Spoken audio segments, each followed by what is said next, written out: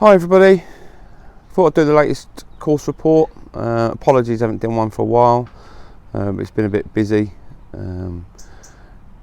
Today is the 31st of October, so happy Halloween, and we've got a grass factory, which is crazy.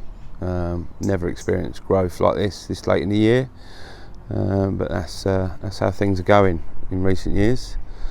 So blame that on what you will, climate change maybe. But yeah, run you through what's going on out on the golf course, and hopefully it will make sense and give you an idea what we're up to.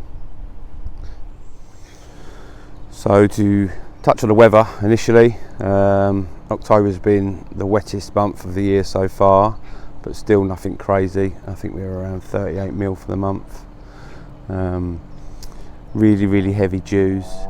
It's the 18th green there. Well, it's 6:30 in the morning, but really heavy dew all over the golf course again. This creates a little bit of disease pressure, well, a lot of disease pressure at the minute, and we are experiencing some fusarium on the greens at the minute. Every golf course is the same. The disease pressure is really quite high with the heavy dew, the cold nights, the quite warm days. So we're battling through that at the minute. We did spray a fungicide on Friday to try and combat this, but it's quite difficult really at the minute. But so on a daily basis we're having to remove the dew, remove the moisture on the greens, and obviously, as you can see, there's a lot of worm casts kicking around on our greens. We're quite lucky as a golf course, we don't suffer from worm casts on fairways and things, so we're not overly muddy, but we are actually starting to get a few on the greens now. But grass growth, as I previously mentioned, is through the roof. It's strange really. Obviously it's not, because the weather is prime for it, but it is, it's November tomorrow. It's normally frosty and cold and horrible this time of year, but this year it's playing golf in shorts, so it's a bit difficult, a bit strange, but that's what it is. So I'll run you through, it's mainly winter works really is what we're up to, and then hopefully that shed some light on what we're getting up to out in the course, and hope it all makes sense to you. So there was 5 main tasks to our winter works this year. Some of them haven't been started yet, but some of them are actually really underway now. So the first one was the chipping green. So it was, before it's really quite high, 2 tiers, and we've completely remodeled it now. So I'm standing at the side of it over by the range. So it's a lot bigger, a lot flatter, and a lot more playable really. Some people like the old one.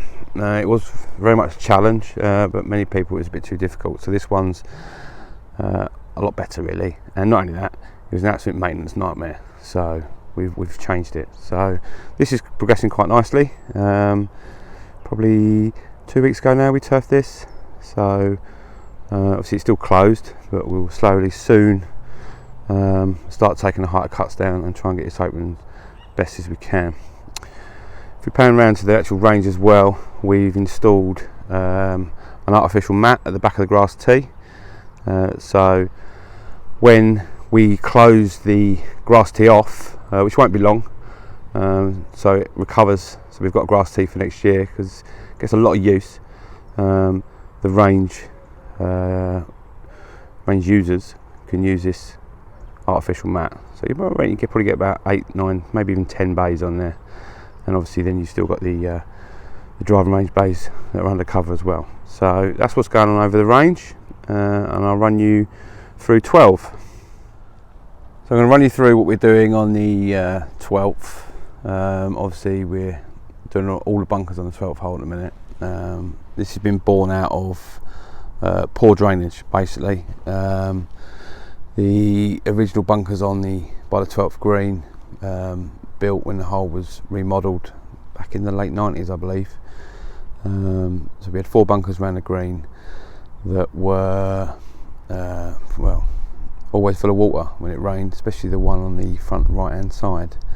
So we're looking at the drainage on all the bunkers. None of them match the golf course either, and also the big bunker on the left of the green was a little bit unfair. You could hit a good shot onto the green, and your ball would quite often roll into that bunker. So we're trying to address that. So obviously while we're doing it, we're going to look at remodelling, a bit of redesign of the hole, and I'll talk you through exactly what we're doing. So I'm standing on the 12th tee. Obviously if I pan in, you'll be able to see that we've added 2 bunkers to the left. There was one originally on the right hand side that was not really in a very good place. Most golfers couldn't reach it, and it was too far to the right hand side for the majority of people really, so it wasn't really a used bunker. So that bunker's been filled in, and the 2 that we've placed on the left hand side, obviously you can see that the first one at the time of this video is not finished yet, but that's at around 230 yards from the tee, and the one slightly behind it's around 280. The thought process behind this is the better line into the green is from the left half of the fairway. Obviously the camber of the fairway is all down that way as well, so it gives you something visual to aim at the same time punishes you if you go in them. So that's the fairway bunkers. Like I say, the one on the right will go. So standing on the right hand side of the green at the minute, so we had a small bunker at the back, and we had this big bunker at the front that was always, both of these full of water, really quite bad drainage. So we've dug them out. We're going to put big drain in,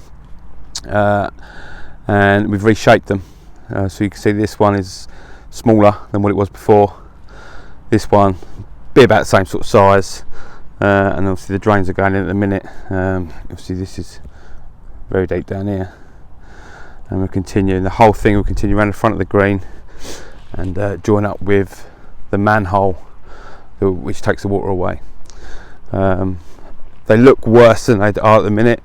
They are slightly closer to the green because there's a lot of sand splash caused by the bunkers. Years and years and years people playing out of them, so we've removed all that, and if we pan over to the left hand side where there used to be one big bunker, is now been remodelled, and we've got one and the other one's here, so we've got 2. So obviously these are under construction at the minute. Obviously again there's a drain in here, which again obviously the pipes here will take will eventually get down to the manhole as well. So really pleased with how these are panning out at the minute, how they're working out. Obviously they are all GUR, there are drop zones available. These are changing daily, so the blue lines and the drop zones might move. It's something that we're just sort of working with as we're doing it. But when these bunkers are done, they'll be a little bit fairer. The ball won't roll in as often as it used to, and hopefully playability will be better as well on the 12th. So that is the 12th hole's bunker work we're doing at the minute. I hope it all makes sense and you can see why we're doing it.